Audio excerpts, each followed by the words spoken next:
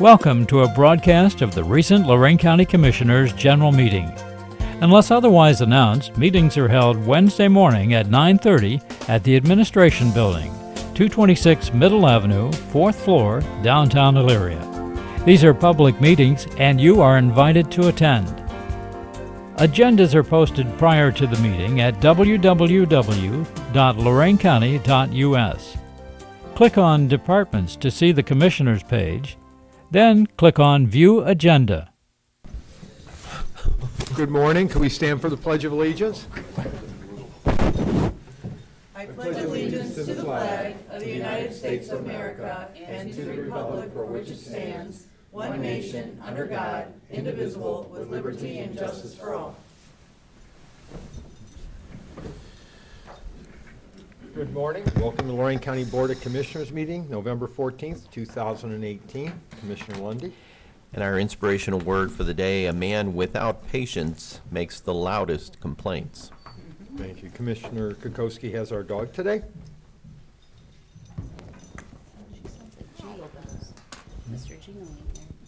I know. I can't sneak up on anybody today. No? I'm jingling. Morning, everybody. We have a little treat today. We have Bichon, about 5 years old. She's available tomorrow, so come down to the kennel, pick her up. She may be a lottery. A lot of people like these little dogs. She's going to be really cute once she gets a haircut. But she's a really nice, sweet dog. So you can check us out on Facebook, and just remember, adopt, don't shop.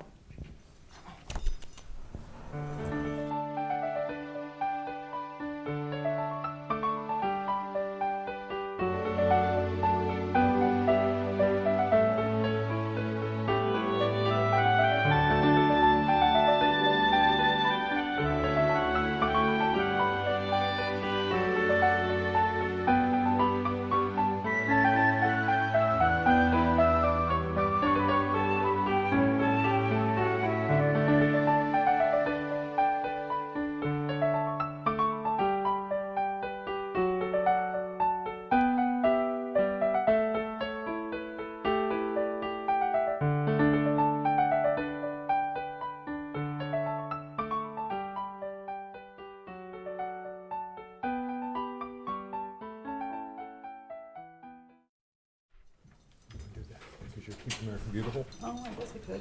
Okay. Madam Clerk. We have proclamation for November's American Recycles Day. We're going to draw the winner of the Pizza Party Fair ARD and the award for Keep Ohio Beautiful.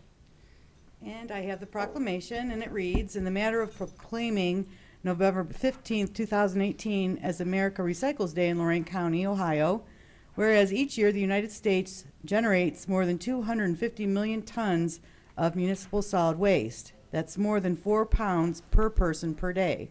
According to the Environmental Protection Agency, our nation has reached an overall recycling rate of 34.6%. Each year, our national recycling rate sends 89 million tons of material to a useful second life instead of the landfill.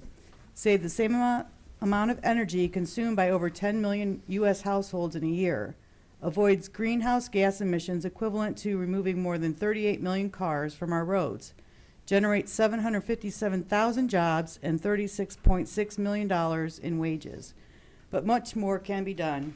Whereas to focus to the nation's attention on the importance of recycling, businesses, industries, government agencies, nonprofit organizations, and individuals have joined together to celebrate America Recycles Day and are encouraged their friends, neighbors, and coworkers to pledge to learn more about recycling options in their community and commit to recycling more materials every day of the year. Whereas participating in America Recycles Day 2018 is one way citizens can help raise awareness about the need to reduce waste by using, recycling, and buying recycled products.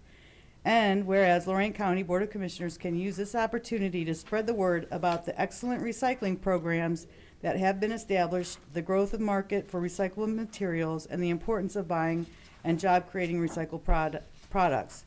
Now, therefore, be it resolved by the Lorain County Board of Commissioners of Lorain County, Ohio, that we hereby proclaim November 15th, 2018 as America Recycles Day in Lorain County, Ohio. Signed, Ted Kalo, Matt Lundy, and Lori Kukowski. And I'm just looking at this 36 or 34.6%.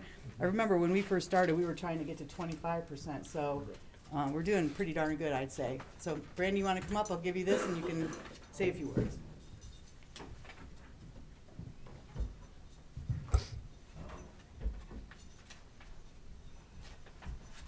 Thank you. We'll head upstairs. Sorry.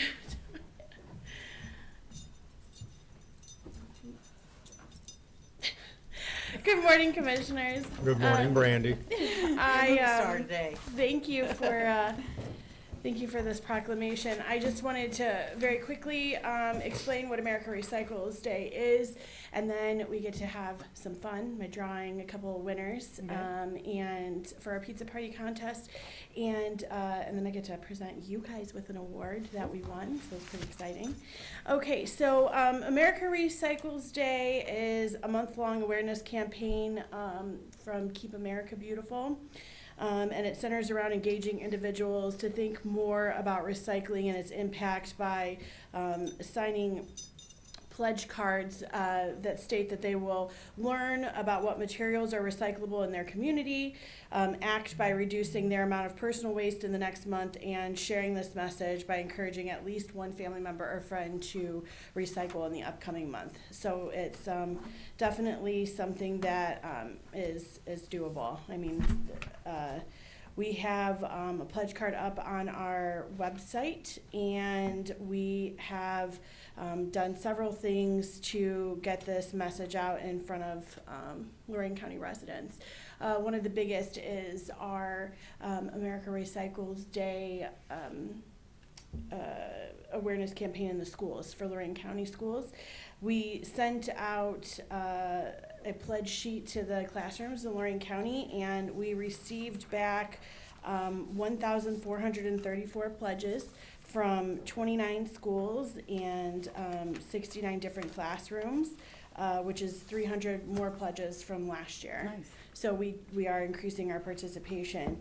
And one of the little extras that we are doing, and to encourage them to fill out these the pledge cards, is to draw for a couple pizza party contests. So the winning two classes will receive a pizza party. So I have the classes here if you would like to draw the two. You always like to say that you'll make two classrooms very happy, and The rest of them not so happy, right? You want to pick one? No, go ahead. You can Okay. make them all mad. You make the kids mad. I'll make all the kids mad.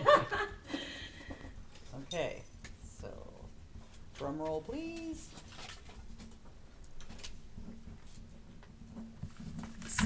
Stephen Dohans? Dahanis. Dahanis? Yes, Do you Lorraine. know them? You know everybody. That's the don't you? school. That's the school. Oh. Oh, yeah, it is the school. Okay. Yeah. So that's Lorain, grade 4. And Ranger High Academy, 8th grade. Doesn't say what's. North Ridgeville, I would assume. All right. yep, very good. Very nice. Thank you. I will Enjoy. collect those from you here in just 1 second. Moving right along, so Keep Lorain County Beautiful is an affiliate of Keep Ohio Beautiful and Keep America Beautiful nationally. And last Wednesday, I went down to Columbus to the Keep Ohio Beautiful annual awards and annual meeting that they have, and we received an award for our Great American Cleanup event, which is Lorain County Pride Day. We rebranded it Lorain County Pride Day 18 years ago when we started it, but it is our official Great American Cleanup event. This was the category that had the most entries, and they give out several different awards, but this one we received, the Lorain County Commissioners received. Just a couple quick things. The Lorain County Pride Day is always the 3rd Saturday in May, and we have coordinators and volunteers in almost every community here in Lorain County. And last year, even though it was not the greatest weather, we still had about 2,000 volunteers and cleaned up a lot of garbage and a lot of miles of roadway. So I want to bring this up. It says 2018 Keep Ohio Beautiful Great American Cleanup Award, Lorain County Commissioner. Nice. Thank you. Very nice. Thank you for all you do, Brandi. You do excellent work. Thank you. And that does collect fingerprints pretty easily. So that's all for me. Any questions? Thank you. Thank you very much. Oh, let me grab these. Yeah, call the winners. Yeah, these classrooms will be very excited. Yeah. I'll call the losers, let them know Commissioner Kokoski didn't pull their name. Thanks, Deb. Thank you. Always looking out for Yeah, you. always looking out for you. Madam Clerk, can we roll into the tax abatement, not to hold up the business people, please, yeah. Okay. Enter an Ohio Enterprise Zone agreement with City of Vermillion and Defense Soap LLC, construct new 12,406 square foot facility at 3390 Liberty Avenue, retain 6 full-time and 2 part-time, and create minimum of 6 new permanent full-time with 75% tax exemption for 10 years. Vermillion Mayor Jim Forthofer and Defense Soap owner Guy Sako are present. Wonderful. Jerry, you gonna start this? Don, we're gonna bring up the mayor, Mr. Sako.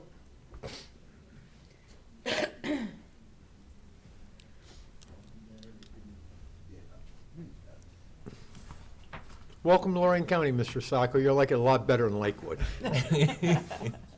Thank you, Commissioners. I have with me this morning the Honorable Mayor Jim Forthofer and the President of Defense Soap, Guy Sako. This project involves them moving from Lakewood to Lorain County and going from a leased facility to a owned facility that will be brand new and built in Vermilion. So I'm going to ask the mayor to, one other thing, all the requirements by Ohio Revised Code have been met. We had to notify the community that was impacted 30 business days. That's occurred. We also had to notify the schools, and both schools were in support of this project. Thank you. So, Mayor? Thank you, Jerry. Yeah. Morning, Mayor. Commissioners. Morning. Morning. Mr. Cordez.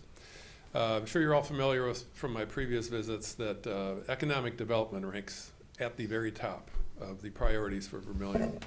There's not one problem that Vermilion has that more revenue from good business won't solve.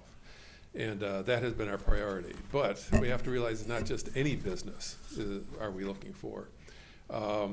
We're looking for businesses that can withstand the seasonal population swells and ebbs from Vermilion. We're looking for businesses that are conscientious of the environment in which they're doing business, and businesses who are invested in the community. And I could not have been more thrilled when I understood that Mr. Sako was looking to relocate his business to Vermilion. And with the invaluable help of Jerry Goode and the Community Development Group, who has been not only helpful in this project, but great advice on many others, we were able to make the arrangements that made the location to Vermilion appealing. Mr. Sako is invested in the community. He lives in the community. His children go to school in the community. He's very aware of what possibilities he might have to benefit the schools. And we're always looking for more good jobs. And the type of distribution business that Mr. Sako represents is ideal for the type of development that we're looking for. So I couldn't be more happy for the help from Lorain County, for the interest by Mr. Sako, and we are just very happy with this new development. Thank you. Great. Thank you, Mayor. You're good to work with. Good morning, Commissioners. Good morning. Just want to say thank you for the opportunity. I want to thank Mr. Goode and Mayor Forthofer for their assistance with this. As the mayor said, we just want to be a part of our community, our business back home is our goal here. Good. Well, Glad to have wonderful. ya. Thank you. No, Thank thank you. you very much. Thank you. Thank you, guys. Jerry, how's our corridor study going? Corridor study is going quite well. We had a You have to couple- get in front of the mic, though. Microphone might help, Jerry. That might help. Sorry about that. The corridor study's been going quite well. We've had a couple meetings with the consultants. As you know, we're working on the Lake Road corridor coming in from the city of Lorain into Vermilion at the county line. And so we're identifying business opportunities there to enhance the business along the corridor. Do we have an anticipated time we're going to be done with that? Don's been leading our study. Thank you, Mr. Cortez and the board. We will be getting back together with the city of Vermillion, and I anticipate that we can have this wrapped up within the next couple of months. Probably, I would say, end of January. It'd be a little quicker if not for the holidays. But it's been moving along quite well, and we've identified a couple of projects that the city of Vermillion and the mayor had already identified, and are looking to take advantage of those and maybe expand upon them to bring more land up for development that would meet what Mayor Forthofer had just talked about with his economic development vision, and us being there to assist them in carrying it out. So thank you very much again for the opportunity to work with them. Yeah, we're actually concentrating from what, from Baumhart Road into Vermillion, right? Correct. Okay, great. Just wanted to know what the status was. Thanks. You got it. Thank you. I just wanted to add, it's been great working with you, Mayor, and the city of Vermillion. You know, it's one of those unique communities divided between two counties, and we've been working closely with you on the lakefront. I know we had a great working relationship with Mayor Buellin and continuing that with you, and you've just been fabulous to work with on our lakefront initiative, now working on this corridor and bringing new business into the community. So for a new mayor, you're off and running real strong. Doing a great job, On Mayor. behalf of the residents, we certainly do appreciate the help of the county. Thank you very much. You know, we just did the Coley's expansion a couple weeks ago. That's right. Yeah, so things are moving in Vermillion on Route 6. It's good. Wonderful. Thank you, Mayor. Good news. Okay. Motion? Move. Second. Any further discussion? Mr. Kayla? Aye. Mr. Lundy. Aye. Ms. Kowski? Aye. Let's go to resolutions, so we've got some more people here we have some business to do with here, and then we'll get to Jen. Whatever you'd like. Resolutions, number 1, investments. So moved. Second. Discussion. Mr. Kayla? Aye. Mr. Lundy. Aye. Ms. Kowski? Aye. Appropriations. So moved. Second. Discussion. Mr. Kayla? Aye. Mr. Lundy. Aye. Ms. Kowski? Aye. Transfers. So moved. Second. Discussion. Mr. Kayla? Aye. Mr. Lundy. Aye. Ms. Kowski? Aye. Advances and repayments. So moved. Second. Discussion. Mr. Kayla? Aye. Mr. Lundy. Aye. Ms. Kowski? Aye.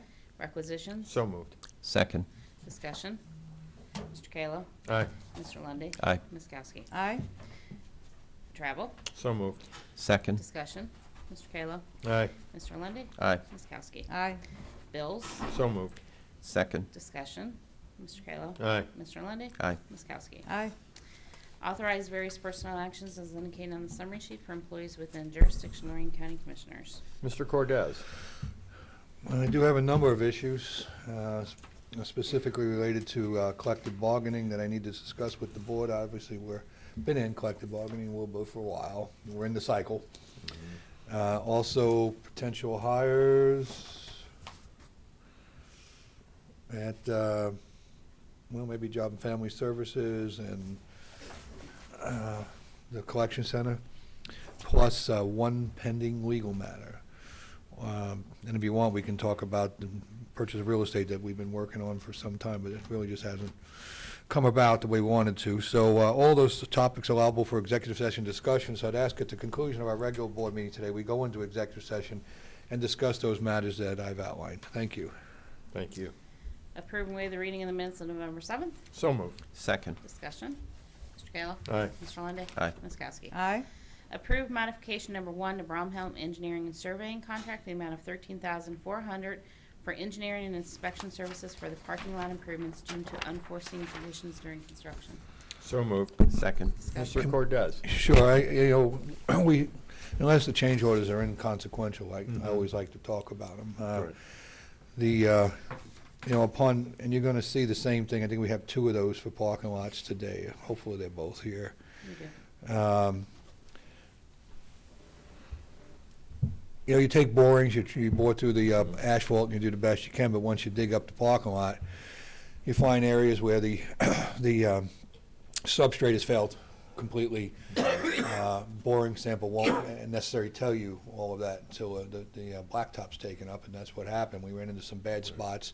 We knew the parking lot of Job and Family Services was undulating. You could look across it and see that it had sank in a few areas. So additional work was necessary on that parking lot. And if I may have you recall, we also put drainage tile all through that job so to drain the water away from the footers at the Job and Family Services business building. I remember, 20 years ago when the building was renovated, they were caulking the bottom of the windows because the water was coming right up and in through the windows, and they bathtubed that stuff, and that's not the way you do that. They should have put footer tiles in when they did the renovations in the 90s, and they didn't, and every stopgap they did caused another bigger problem. Obviously, the bottom of the windows can't be caulked because you need them for weeps. So when the windows weren't weeping, because they keep trying to keep the water out, it was putting stuff into the building, clogging up, and wet carpets. And so with the opportunity with the parking lot out, we did a lot more extensive work. We ran into some problems in areas that we didn't anticipate, and that's for the engineering cost change here, because it had to be re-engineered in parts of that job. Second one, the lot across the street. They never put the parking lot in right. We've scratched and surfaced that a few times over the last few years just to keep it usable. We had some basins over there. We had sinking problems on that we fixed a few years back, but never have taken the parking lot completely down and redone it. As soon as we started scraping that parking lot out of there, we started finding buried junk from the old jail that was buried under the lot, and there wasn't sufficient substrate even ever laid on top of that. That's why that lot kept failing. So we used the same stuff that we used over at the Justice Center. We had them look into, and again, they were surprised because they don't use it a lot here, was that earthquake netting they use out in California and down in Florida for areas that may be susceptible to sinkholes or they can't get compaction or earthquake movements, slight tremors. And so we put a lot of rock in, and then we ran this net over it and put more rock on top of that, and then laid the parking lot. So hopefully with good maintenance, that parking lot's good for 30 or 40 years over there, as long as the surface is scratched and sealed periodically. Sure. And that caused more engineering work on that parking lot. But the job was done correctly. We haven't finished the striping along the building, but we also redid the striping a bit, which will give us 7 additional parking spots there. And with the premium we have with parking in downtown Elyria, 7 more spots was greatly needed. So that's the 2 changes. Thank you. Mr. Kalo. Aye. Mr. Lundy. Aye. Ms. Kowski. Aye. Community Development, Creative Incentive District, and unincorporated territory, and declare improvement of parcels within incentive district to be a public purpose and exempt from real property taxation for specified period, designating public infrastructure improvements that will benefit or serve such parcels, require the owners of such parcels to make annual service payments in lieu of taxes, establish redevelopment tax equivalent fund, create tax incentive review council, incorporate by reference certain county non-discriminatory hiring policies for tax exemption receipts, and authorize related action pursuant to ORC 5709.77 through 81 and 85 for Amherst, Hampshire firms. Don? Well, I can talk about it. It's fine. Okay. This is the project we've been working on Oberlin Rd. The sewer will move up Oberlin all the way to Route 2. We're south of that right now, and it goes up an easement. I forget the name of the road that it cuts down. The sewer cuts down and then goes up to an easement to Lorain, out where we have those very large buried tanks for overflow protection on the Amherst Township Sewer Agreement on Route 58. It's the same where the Oberlin sewer comes in up there. This is for around 50 housing development that's going to go up in that area. Amherst Township seems to be agreeable to it, although there's a little bit of movement, I must say, by one of the trustees there to put this on to the ballot on a referendum to not allow that housing to go up in that area. So we're watching that very closely. The TIF will generate more than sufficient dollars to pay for the sewers. Commissioner, you were in to see me yesterday.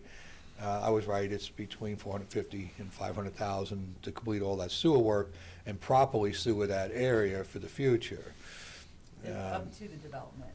It's past the development all the way to 2. They're not all the way to 2. There's another large parcel just north of them on Oberlin Road that if the sewers are available, I anticipate probably we'll see some development. And then, of course, if the day ever really comes about, we may be able to get under the Route 2 if we need to. But right now, that's not anticipated. The folks along the way that'll be affected by this will not be charged for sewers. And this is all being paid for out of the TIF funds that are generated. And you know, I want to look at possibly, depending on how much money the TIF has, maybe a set aside to help with the laterals and things like that. There's Will they other have things tap we can do. fees along the way? It depends on how much we generate out of the TIF, and if there's additional revenue, we can continue to improve the area. A lot of the homes there are set back quite a ways, so they may not be affected by the sewer, but there's some things we still have to do with the health department and the sewer build. This is just the first step, so we have an idea of where we're operating and how we're going to capitalize the sewer. I'll do construction borrowing, stay in construction notes, and recapitalize interest while we wait for the TIF to develop a revenue stream that will be sufficient to pay for the debt service on a permanent financing. And depending on how fast the revenue comes in, we may just do temporary financing for several years on this. We've jiggled and juggled that before on Yeah, not the projects, first because we time. only talk about $400,000 or $500,000 here. Well, this is how we get the ability to put sewers in the unincorporated area and improve the area overall for the residents. So. Well, you know, we haven't deployed TIFs very much over in Columbia Township. We've used developer participation a little more heavily in assessments up front. I know of two big projects that are in the works out there that we're probably going to do TIFs on, because we need to move the sewer east down by Hawk Road and go east. There's a lot of activities on the south side of 82. We anticipate some big activity there. So we're working on that sewer agreement, and of course right in this, you know, not in the heart of, but we have that big project off of Boone Road that we're looking at. We want to bring on the west side of the river, we want to bring the sewer down Boone Road and get down to 82 down there so we can properly sewer that corridor. So a lot of that's going on, but those TIFs are going to be necessary, because those are going to be big builds out there. And Commissioner, I did send that language that concerned you to Jerry. We haven't had a chance to talk yet, but before we ink everything, we'll make sure that you're concerned on that language that looks like a lot of lawyers stood around and came up with language nobody could understand. That one paragraph, I'm sure you were part of that, couldn't understand this stuff. I'm just joking with you, Jerry. But What about, Sandy sent it over to you, some language on the TIF document yesterday. Well, we'll take a look at it before we ink the deal. what about the referendum? Is that gonna be, if they get enough signatures, go like on a primary ballot so I don't know, can Are we gonna- referendums go on primaries? will we go forward with putting sewers in, even though there may possibly be a No. referendum? Especially if it's on the primary ballot. I can tell you right now, there's no way we're gonna get sewers in the ground before the primary ballot. We'll start doing engineering work. The engineering on the sewer is gonna take a while. We still haven't really inked the agreement with the city of Lorain yet. I've offered them an extension of the Oberlin Rd sewer agreement, and they didn't find that very appealing. And I have a real problem with neighbors having two different agreements and, you know, them blaming us for that. So we'll get a deal with Lorain, but we still haven't inked that either. So there's still a ways to go on this project before we get to construction. We do have to do upfront some engineering. That Right. needs to start now, so that once we get past, whether it gets referendum or not, once we get past that point, we're able to go to construction pretty quick. I'll move. Second. Any further discussion? Mr. Kayla? Aye. Mr. Lundy. Aye. Ms. Kowski? Aye. Award contract to Mark Haynes Construction, Inc., Norwalk, in the amount of $270,282.34 for the Fortune Ditch Stream Restoration Project. 9 bids received on November 2nd, this being the most responsive, complying with specifications. Issued notice to proceed on after November 15th and complete on or before July 31st, 2019, and authorize administrator to notify auditor to release retainage at completion of project. So moved. Second. Discussion, Mr. Kayla. Aye. Mr. Lundy. Aye. Ms. Kowski. Aye. Can I add that this is grant money coming back to the community? Don's still here. Can we just have 2 seconds on this Yeah. project real quick? Yeah. Thank you, Board.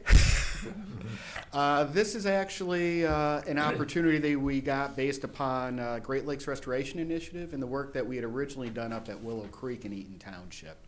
Upon completing that project, we actually brought that one under budget just enough that we were able to have conversations with US EPA, and we had another project that was previously identified that we didn't quite have enough money for. So they actually amended our grant agreement and provided an additional $500,000 to the county to go ahead and tackle this project. We're looking at over 900 lineal feet of stream restoration. We'll be creating over 1.5 acres of wetland and floodplain that'll be connected.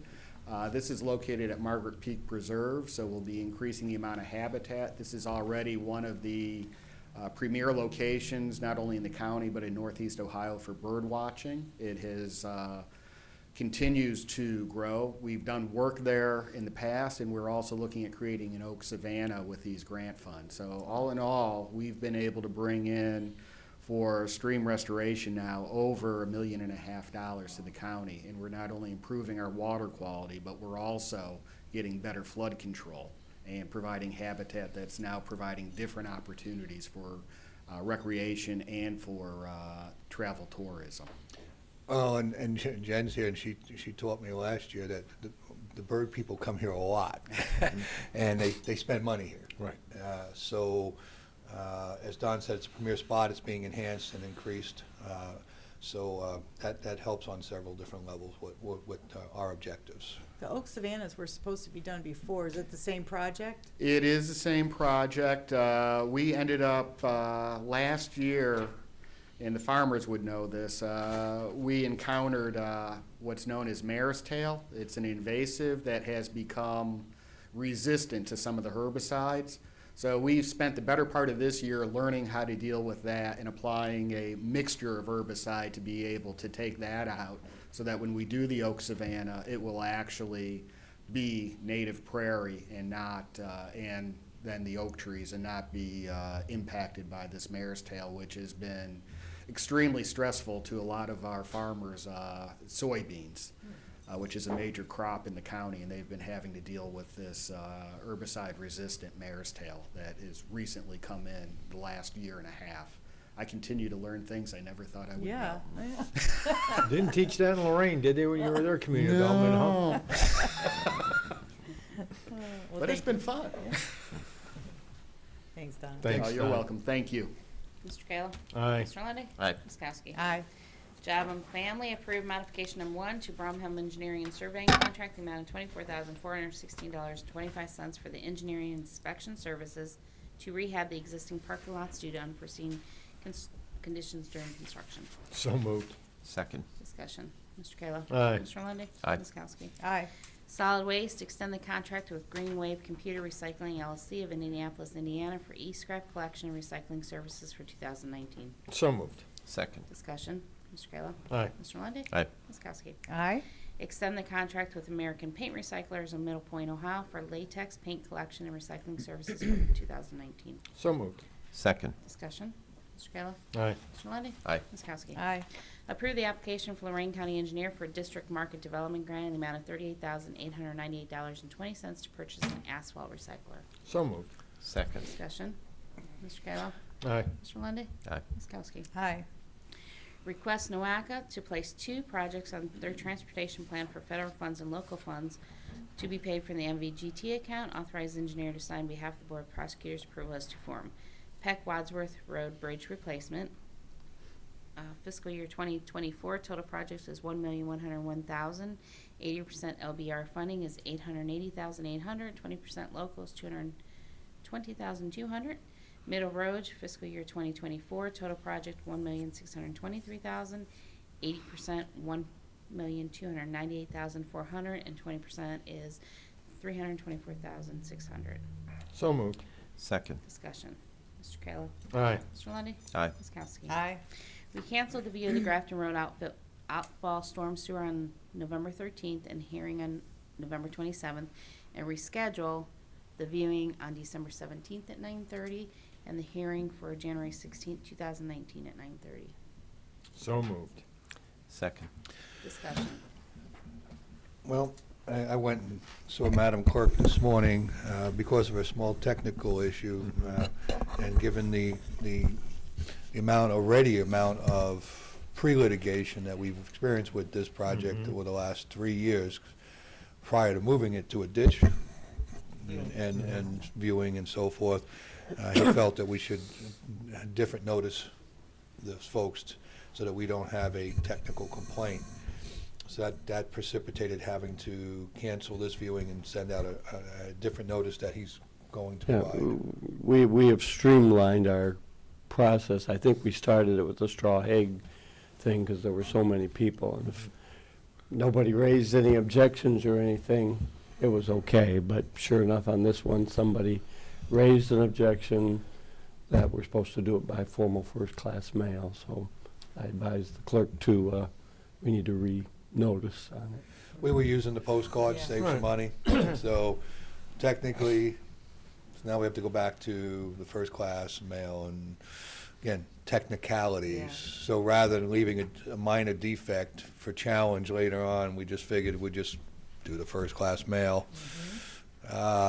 That's the first thing. The second thing is I really want to set this viewing for as soon as possible. That's what Madam Clerk and I discussed. December 17th, we're set now. That's what she's looking at. So it may be a little cold out there, and you may have to bring the boots this time, Commissioner Kalo. Send a Gloves, drone. boots. Send a drone. Send a drone. Send a drone. Yeah, bring it Commissioner back. Lundy's been asking. But Send a remember, drone. we're mainly looking at an outfall. Right. That's not a big area. It's not a big area, so I don't anticipate, but it is behind, a home in the back on the river, so access may be a bit limited, so we'll have to figure that out as we go along. But one way or another, I really just want to get the viewing so we can get the hearing scheduled. There's a lot of misinformation out there about all of this, and this is one of the public hearings I'm actually looking forward to with some of the residents there, so we can air this all out for what's been going on. And then you had a date in January for the public? January 16th. Or 16th. It's a January Wednesday. 16th? Correct. It's the first Wednesday that we weren't going to meet. Yeah, 'cause we I meet mean, on that's Monday, that's but fine. We're gonna just do it. Again, I mean, So every day you're gonna be here that week. this is one where I think the information needs to be laid out at a public forum, and people need to be sworn, and some of the information that they've been putting out there, let's see if they'll put it out there under oath. So, yeah, those are great dates. Okay. Thank you. Do we have to journalize those dates at all? Oh, yeah, everything will be journalized and notices will have to be sent out. Oh, do they need to do it by resolution, or is it just? Yeah, I just did it. Oh, you said it? Yeah, I'm sorry. Yeah. Mr. Kayla? Aye. Mr. Lundy. Aye. Ms. Kowski? Aye. Prosecutor, authorize acceptance of VOCA and SVAA grant in the amount of $263,218.50 for the Victim Witness Program effective October 1st, 2008 through September 30, 2019. Grant is to pay salary and payroll expense for 3 full-time and 3 part-time advocates. Cash matches $65,804.62. So moved. Second. Discussion. Mr. Kayla? Aye. Mr. Lundy. Aye. Ms. Kowski? Aye. Renewal psychological agreement between Dr. Karicki and the Center for Effective Living, LLC, Fairview Park, to provide certain medical services to inmates effective October 1st, 2018 through September 30th, 2019, at a fee of $60.41 per hour, and contains a 30-day cancellation clause. So moved. Second. Discussion. Mr. Kayla? Aye. Mr. Lundy. Aye. Ms. Kowski? Aye. Apply for the 2019 Drug Driving Enforcement Program grant for Ohio Department of Public Safety. Reimbursement of grant is paid from the sheriff's salary account, and designated traffic blitz begin October 1st, 2018 through September 30th, 2019. So moved. Second. Discussion. Mr. Kayla? Aye. Mr. Lundy. Aye. Ms. Kowski? Aye. Do you want to do Jen first? Yes. Okay. Jen, would you like to do the burger battle now? Waiting so patiently. Can you get Matt to sign that, please? Matt needs a second. Good morning. Good morning. Good morning, Jen. I do have a little deck here. I don't know if we need to turn it on. Oh, you need to switch Jim? her over, Jim? Sure. Motion. Wow, Look animation. at that. Easy, Kalo. I know you Did ate you 9 bring burgers something already, for so us to eat now? it's not a real burger. I should have. We should I get little should have. slider samples of each of them. You know what? Actually, we would have appreciated that because people would come in and tell us how great they were, and we didn't get to all of them. So, okay, so this is just a recap presentation of the Burger Battle, the second Lorain County Burger Battle. If you notice, the Burger Battle this year went from October 11th through the 28th. So we actually extended the time frame because there was so many restaurants to hit. But honestly, it was still a lot of restaurants in a little bit of time. That's probably the biggest feedback that we have had, but the restaurants will push back at me and say, we can't do any longer. So, I'm kind of hearing a little bit from both sides. Okay, so again, what we're finding is that people love these battles. They love to get out, move to different places, try different places. One of the things that I hear the most when people come and turn in their ballots is, I didn't even know that was there. I had never been there.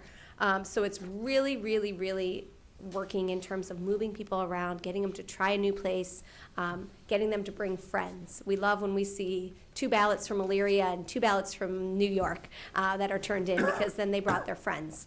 So we're getting people out around the county, trying new places, and getting them to talk to their friends and family and act as our advocates for all the great places there are in Lorain County.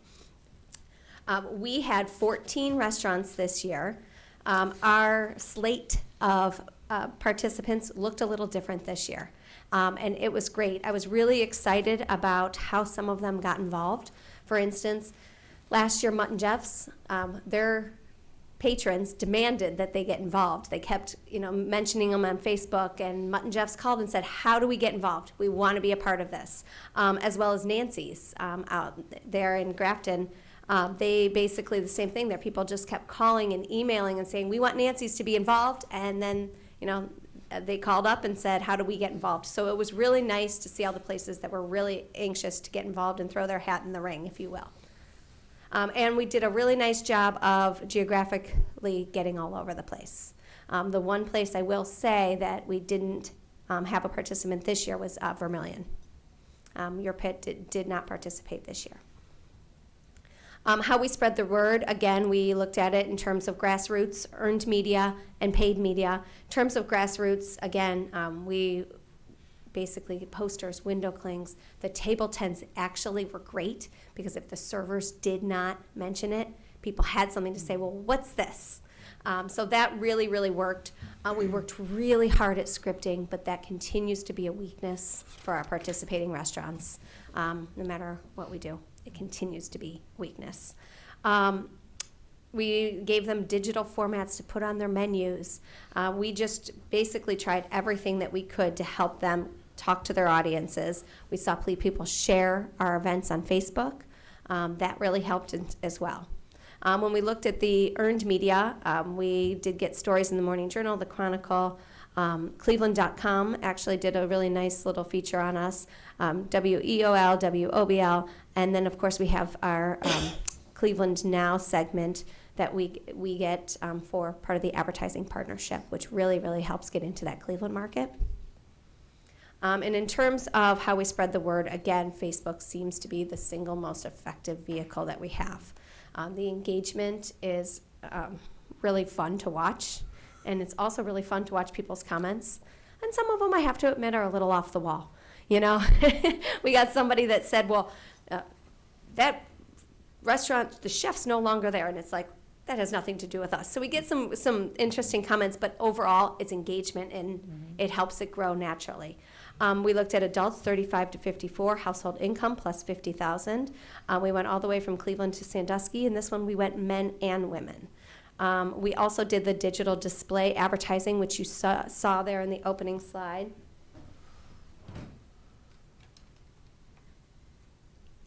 You saw there in the opening slide. Again, we buy a package of many, many different, hundreds of different websites. Some of the examples I'll give you is the Golf Channel, the Weather Channel, Cleveland.com, the Food Network, recipes, Yahoo. So it's kind of just a smorgasbord of different websites that our display advertising shows up on. We tried to do some of the animated, as you saw. We found those to be more effective, more engaging. We also got a news coverage and radio spots, TV spots, on WOIO 19 and Cleveland Now, WOBL, WDLW, and WEOL, who of course both do a match for us. So that helps our dollar go farther. Additionally, we did a Sunday buy in the Morning Journal and a Monday after Browns win in the Chronicle. Here's just an example of the Facebook posts. What we learned is that art, in terms of photography, goes a really long way. So local Lorain photographer Jason Schaefer, formerly of Amherst, actually specializes in food photography. So he went out to the Brew Kettle in Amherst and the Foundry in Elyria and took shots of their burgers that we could use in Facebook. We can use in other opportunities, but it was really solid pictures that were engaging to help us. And the real burger looked like the picture. That Like is it's the not real usually burger. like that. Yeah. Usually you see a burger that's this big, but when you get it, it's like this big. They were really that big. Yes, yes. And yes, that was the one stipulation. It had to be the real burger. Yeah. So, and I have to say, it was very cool behind the scenes. Maybe next time that'll be something we'll Facebook Live, because the way you melt the cheese and all that kind of stuff was really fascinating. I was just thinking the old ads that used to appear in the paper, and some of us will laugh about it, the old Kmart cafeteria or Woolworth cafeteria, where the food in the picture just looked like you wanted to steer away from it, you know. So photography is important, yes. Yes. Here's just an example of some of the animated display ads that we used. Again, just trying to create some dimension, just trying to get people a little bit more engaged in just a static ad. Overall, we got about 500,000 impressions, and about 4,000, I'm estimating here, 4,000 users clicked on the ads. That gave us an above benchmark click-through rate. Digital display was very effective, and I think that's just because we're using the animated display now. But Facebook was the one that was getting the most clicks. And we drove them to the landing page. If you look here, this is just a screenshot of our Google Analytics. And what we were able to do this year is compare last year with this year. As you can see, 2018 is blue and 2017 is orange. And it was interesting kind of going back through what was happening on those dates where you saw the spikes. So for instance, the blue two spikes that you see, and you can't see my cursor moving, but the two about in the center screen, just left of center there, was the start of the cupcake crawl. So you can see that's where our website peaked. And if you look at that spike there on the right-hand side of the screen, that was actually the start of 2017 Burger Battle. So you can see that overall our traffic trended a little bit higher than last year. And then you can kind of see down there was the stats to the landing page, which showed that we had an increase over last year over this roughly the same time period. You will notice a day discrepancy. That's just because that's where we spent the advertising dollars.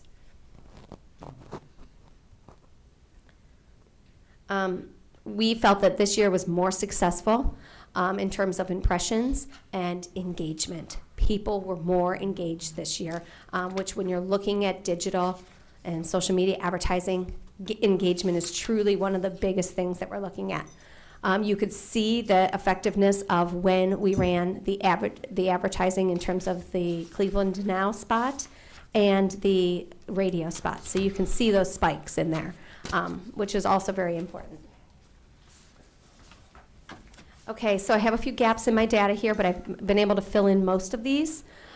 Overall, we've sold about 2,100 burgers in those time period, which last year about this time we sold 1,700. Again, I had a few people that hadn't reported as at the end of day yesterday that got back to me last night. But Bistro 83 there sold 306 burgers, which makes them basically one of our top number of burgers sold. Sal and Al's data was a little bit combined. So they sold 366. However, there's also some chicken in there. So I got to drill down on him a little bit to get him to pull out that chicken. Didn't they have the register key to count the burgers? They do, but for some reason, when they did it, you were able to swap out chicken, so. They did offer that.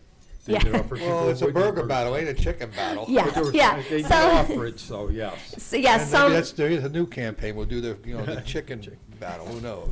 some of that happens along the way, so now I just got to go back and just keep pushing to say, how do you pull out that chicken?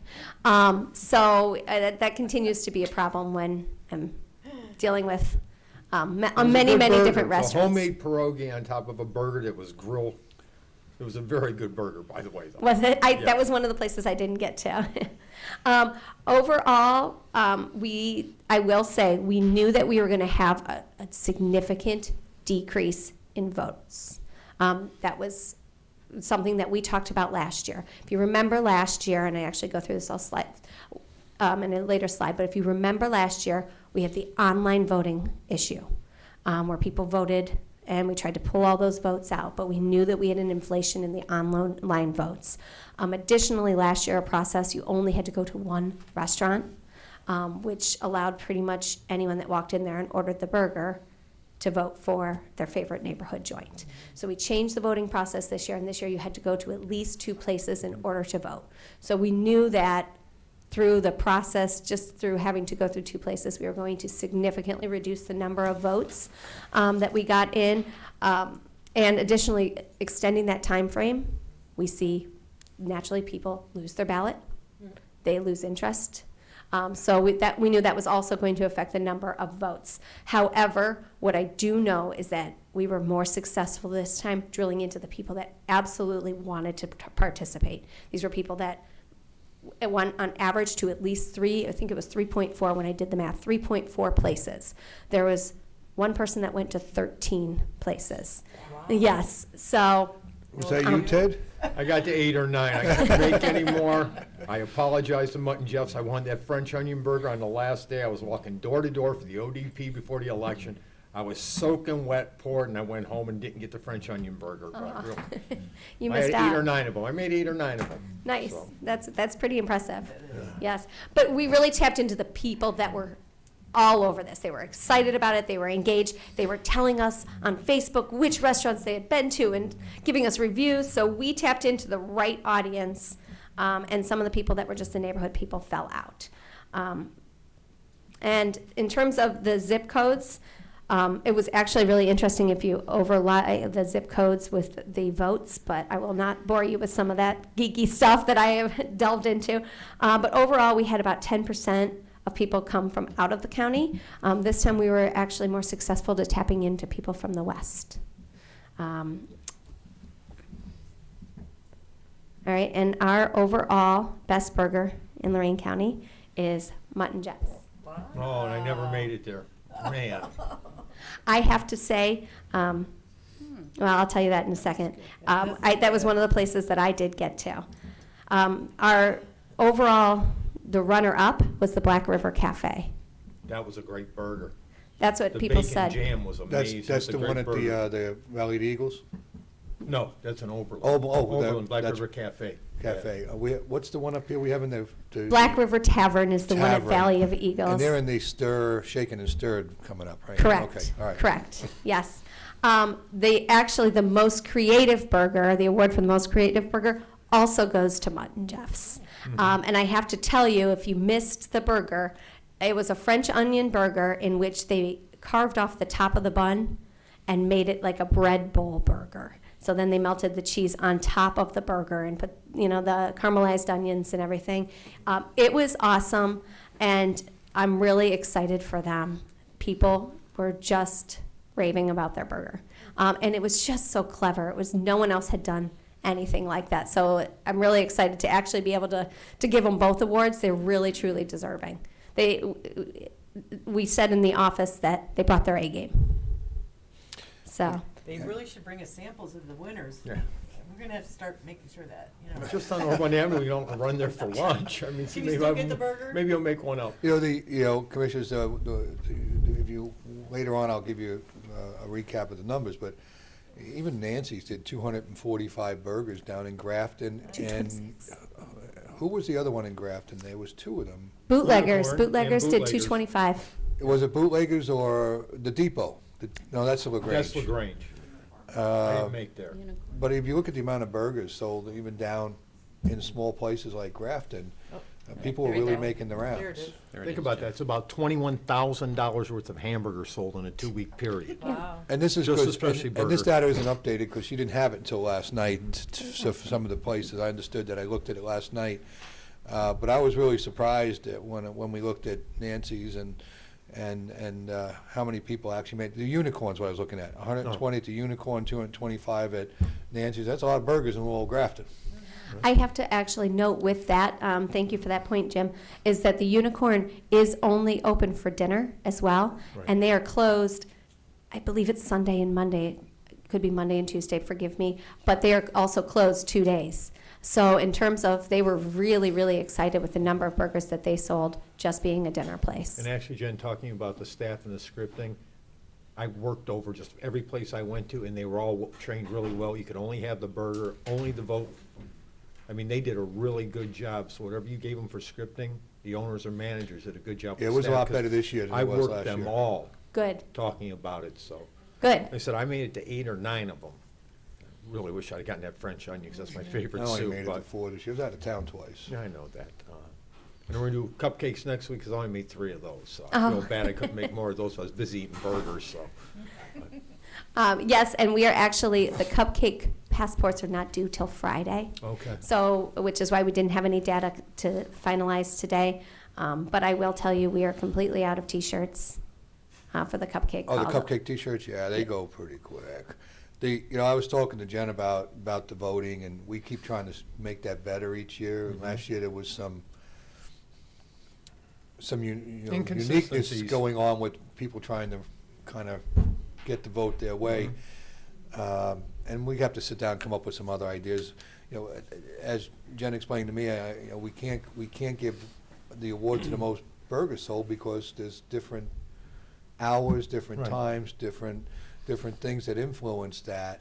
But also, you can see that we're not getting a lot of votes returned. Right. It's some, but so we're going to work on that.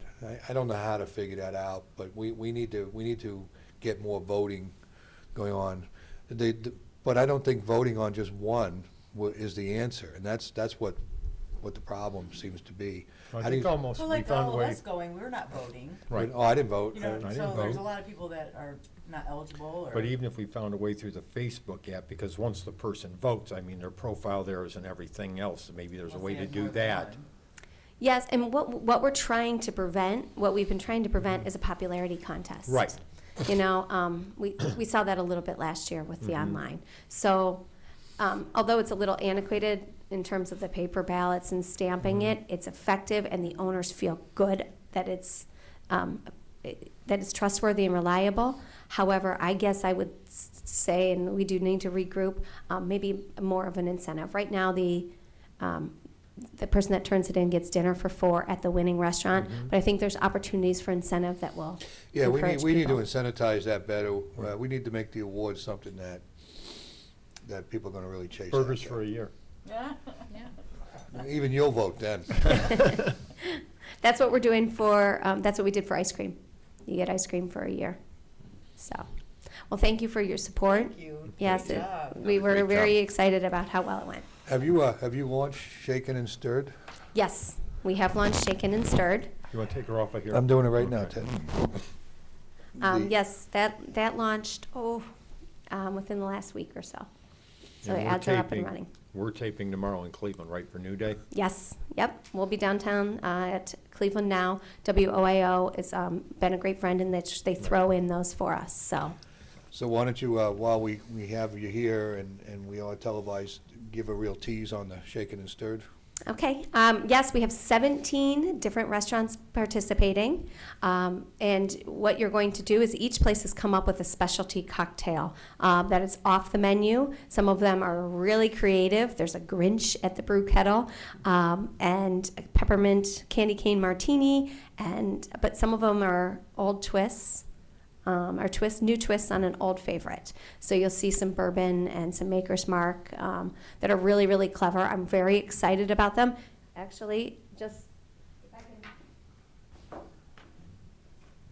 say these just came in yesterday. Is that the passport? This is the passport. I'll bring them up here, but I don't know if I can show them. Each participating establishment and their drink, and the recipe is listed as well as the location and the hours, so that there's no confusion. Once you visit each place, you get a stamp, and then you're going to actually just rip this up, and you can vote, cast a vote. But again, our rule is you have to visit more than one place. So you have to visit 2 or more in order to cast your vote. And the passports are going to be available where? Sorry, I didn't know you were walking up. The passports are available at the Visitor Center, as well as all of the participating bars and restaurants. It is important to note that anyone can pick up a passport. For instance, with the burger battle, you had to order the burger to get the ballot. Yeah, I like the This is passport different. idea a lot better. Running around with the placemat, getting it stamped, really was a bit of a pain. I kept putting it up in my I kept putting it in the visor too. It's I in got my about 3 of them visor. sitting up there. So maybe the passport will generate more turn-ins. It's a little easier to handle. Possibly it's the size of a pocket. Yeah. So, and we're pretty proud of it. We think it turned out to be a real nice product, and we also have coasters that all of the bars are going to be handing out as well. And I So- expect this to grow. It's the first year. Right. So we're like with the other ones that we've tried, always first year gives us lessons learned. Anything about February? Anything you want to break? We are continuing to push. I think at the last count, we had about 8 participating places. So I need a little bit more. Yeah, we need a little bit more oomph behind it. Anybody really excited about it, or? Yes, I have to say Mutt and Jeff's, Parker's, a few of our retail shops, and Little Devil, all said, yes, we want in. They're excited about it. I just need a little bit more. We need more participation in that to make it, and push it over the top. Of course, we're thinking about trying to host Mardi Gras North, do the whole thing here in Lorain County, do some kind of festive week, and we don't have a lot to launch on yet because we need a lot more participation to make it an annual event. So we need some help with that one. Okay. Yeah, let me know. Thank you. Thank you. Thank you for your support. Thank you. Yeah, thank you, Jen. We're at public comment. Anyone wishing to address the board this morning? Mr. Cortez. Commissioners, I met with Madam Clerk before the meeting, not just on the stormwater, but also on whether we needed to have a meeting next week. I don't have a very big agenda for you. We were going to work Tuesday, Wednesday because of the viewing and so forth, and we have sufficient meetings for the year. I really don't know that we need a meeting next Wednesday. It's right before the holiday. So for your consideration, I think we could cancel next week's meeting. Works for me. I thought meeting with us was the highlight of your week. No, Commissioner, it's not. If I pretended otherwise, I apologize. Jeez, you broke my heart there. But, we always have a light agenda. The few times we've met before Thanksgiving, there really isn't much going on during that week because it's such a short week.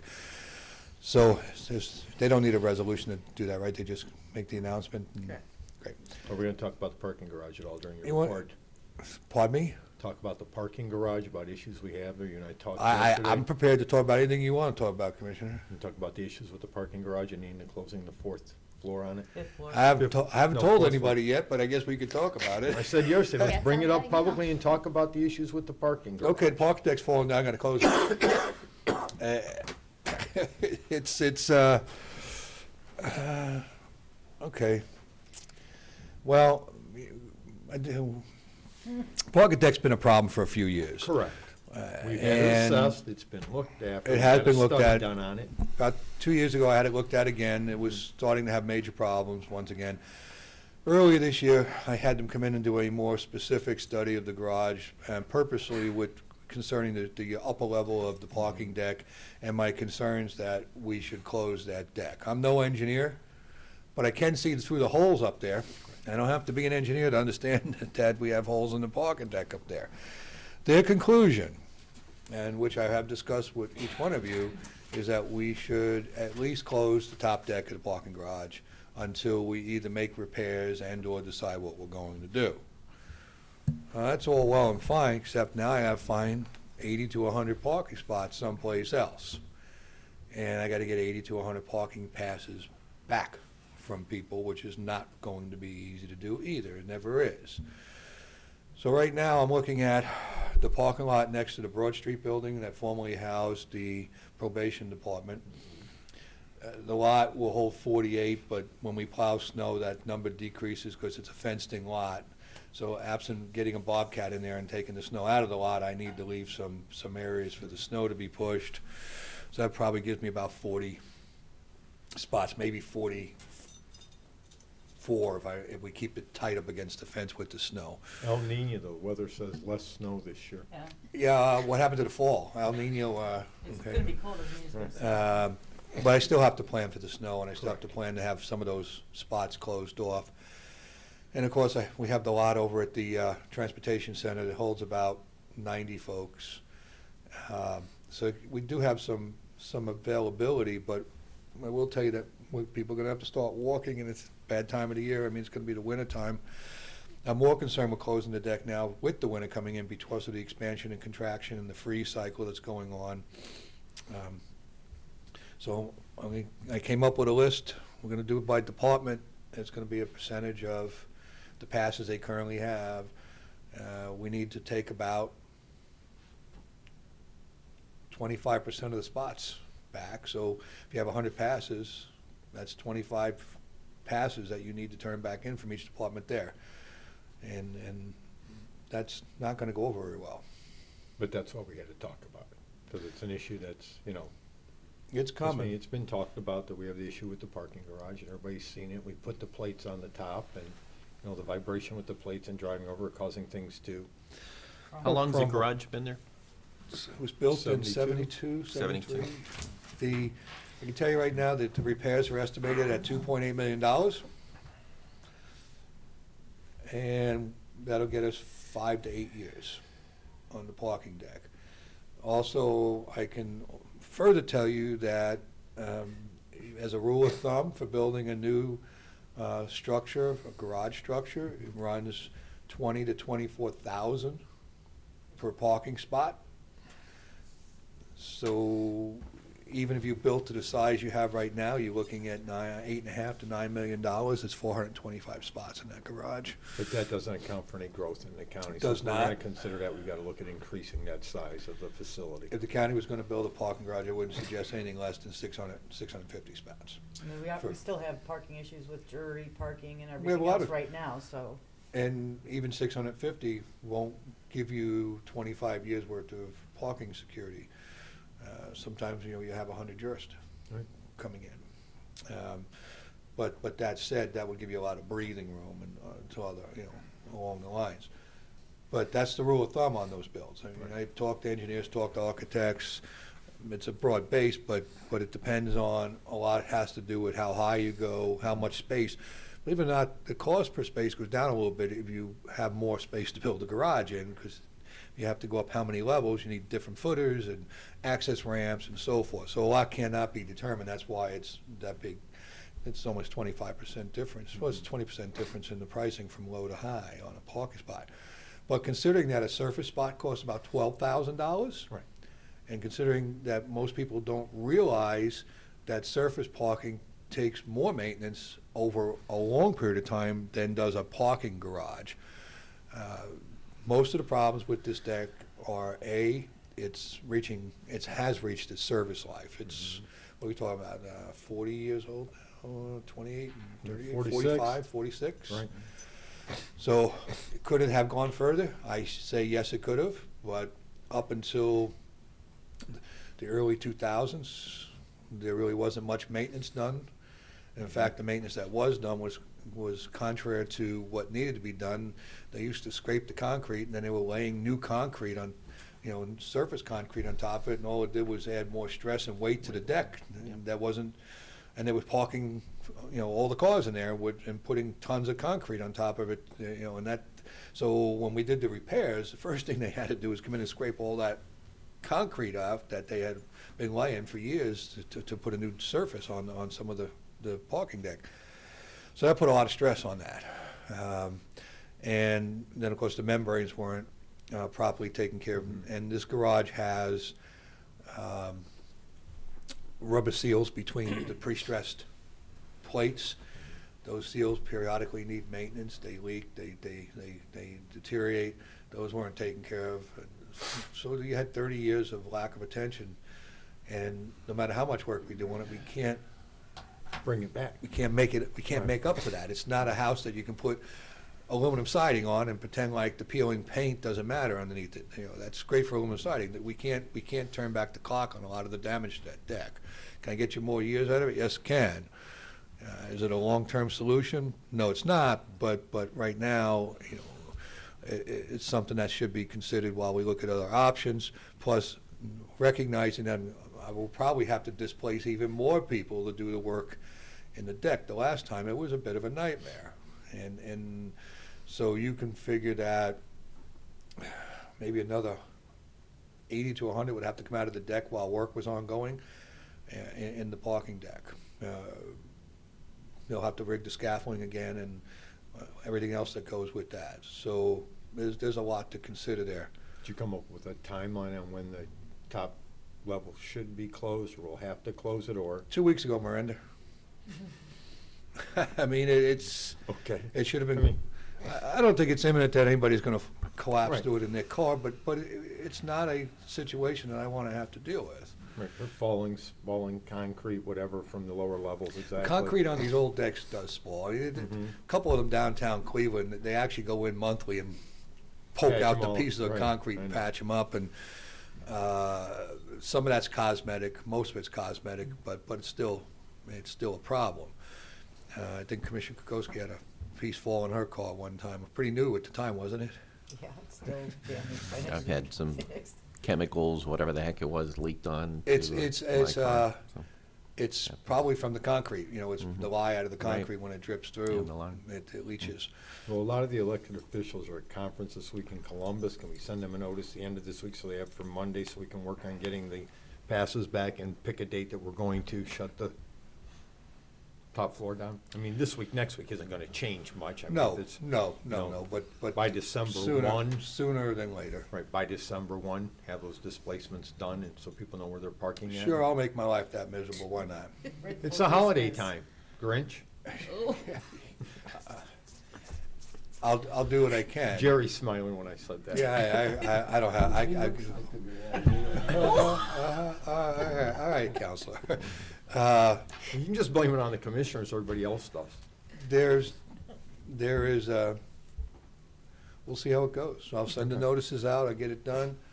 I thought it was best to talk out here publicly about the issue with that garage and what's going on in displacement of the people's vehicles. So you and I talked the other day, so. The parking garage is probably the last thing that I want to spend a dime on. And, but, you know, this garage was built in 1972, and, you know, everybody always talks about not wanting to pay for anything, but you can only stretch things so far. And the other thing about being in Ohio and in a state like this is that these garages get exposed to salt as well. It's brought in by the vehicles. That certainly doesn't help by any means. And, you know, I don't know how long you're supposed to stretch all these structures and infrastructure and everything else. And, you know, every time they dig up pipe here in Elyria, they find stuff that goes back to the, 20s and 30s. You know, you can only stretch things so far, but there's no question this is the last thing in the world I want to spend a dime on. But, you know, you have to have a safe structure, and we've got to figure out what to do. I guess I would just ask all the employees to please work with us. This is not something that we created, and I think we've gone out of our way over all the years, long before I got here, to try to make things work in that garage. But there comes a point where you've got to take action, and you know, we've got to look at a long-term solution here too, because you know, this garage is only going to get so much life out of it. Well, the long-term solution is replace the parking deck. Whether we replace it someplace else, we replace it on site. Problem is twofold. If we try to replace it on site, because then we have to dislocate 425 spots. And I can tell you that not replacing on sites creates a secondary problem. That's the twofold, is that this building was constructed to have a parking deck on the back of it. You have a mezzanine level, you have the low, you know, the first part of the building glides out to the, what's a subterranean, partly subterranean part of the garage. So if the garage comes out, the back of the building is going to need major restructuring. And so that's a cost right there too. Not to mention that if you put the garage up, then you put surface parking there, you got the expense of all that back, that's a big hole there, guys. And I don't want to tell you how much dirt goes in a hole. You don't realize it until you start digging one post hole, and you look at how much dirt you got sitting there. And imagine how much we have to backfill to take that garage out of there, do the compaction, even to start putting a lot in it. You're talking about $1.5 million, $2 million with demo and then to put a surface lot there.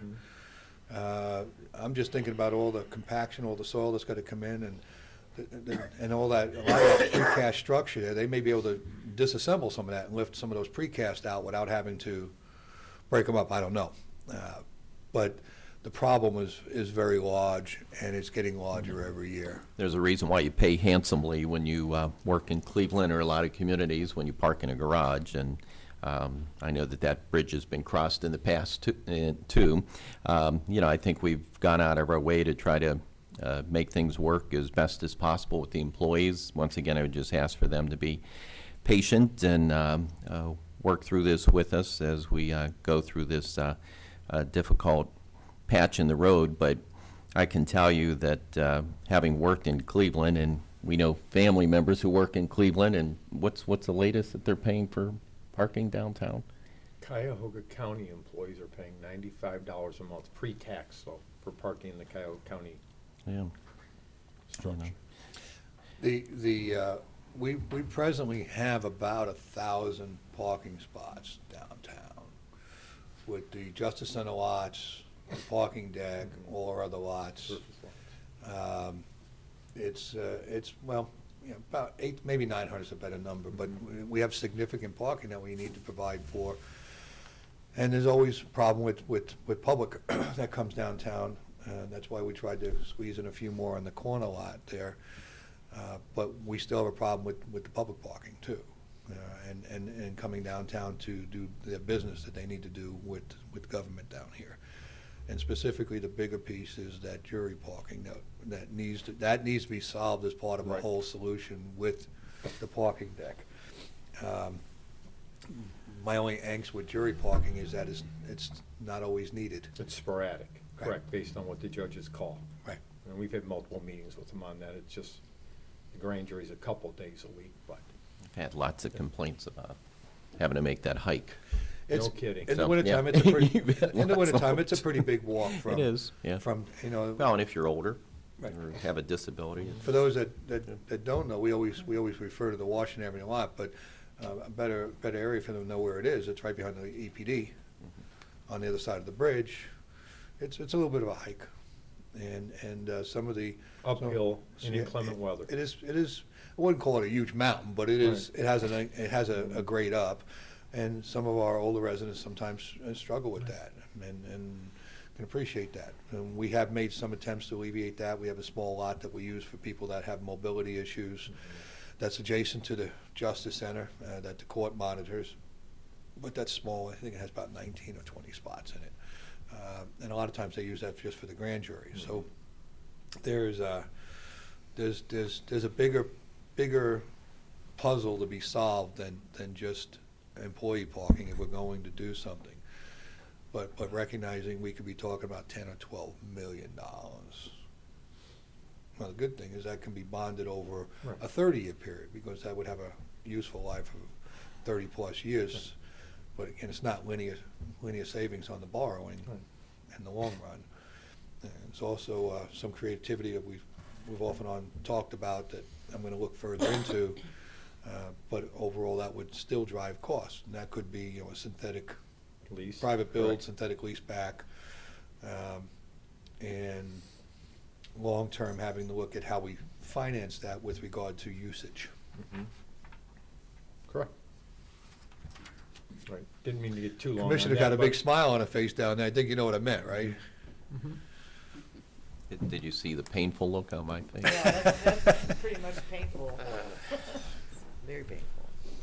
And your report now? Well, you brought it up, Commissioner. Right, while you were talking about everything else, let's bring that, because we spoke about it the other day. So. Anything else entertaining that you want to?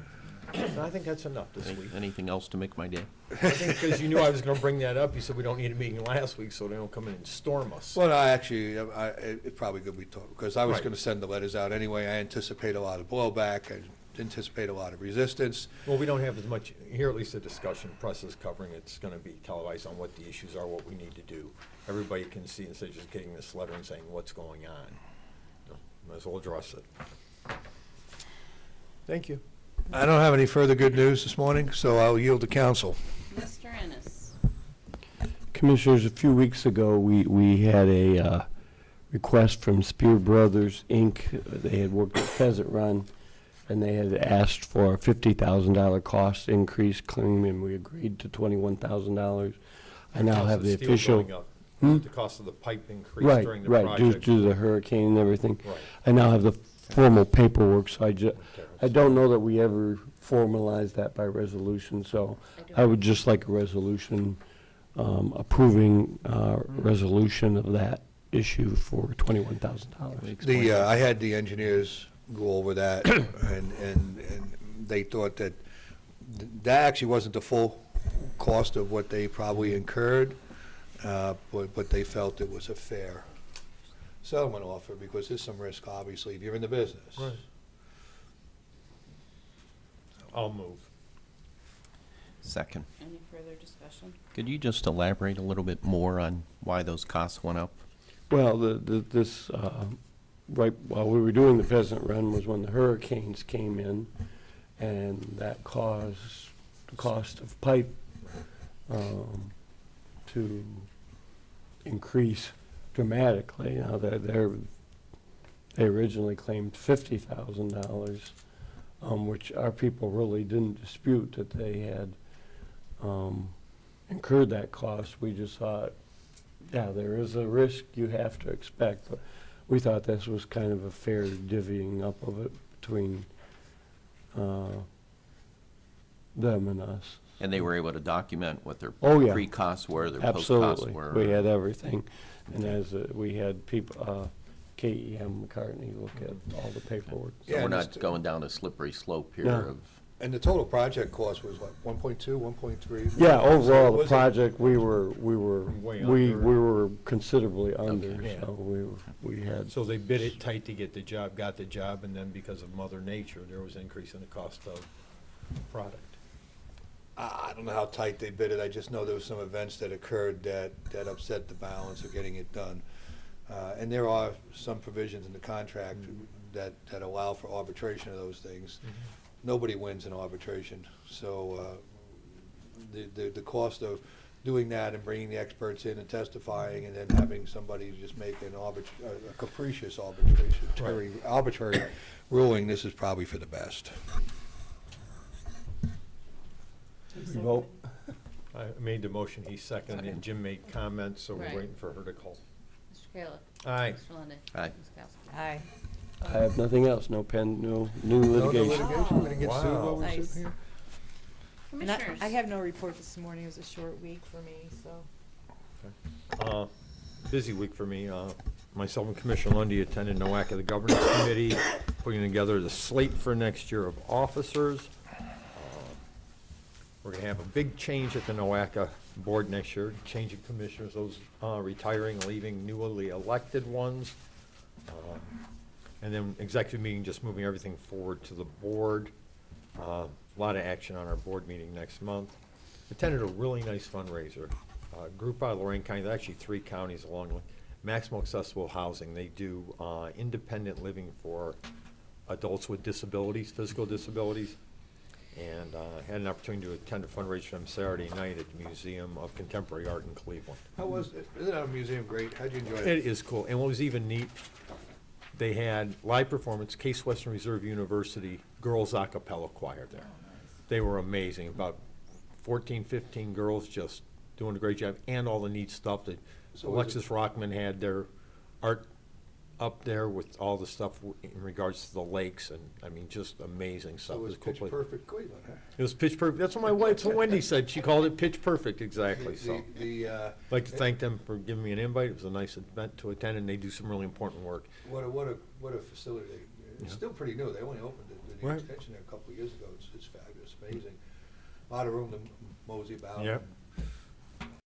But again, great job by the Lorain High ROTC and everybody put together an event. And on Tuesday, we had our solid waste policy committee meeting. We had a lot of board action today in regards to that.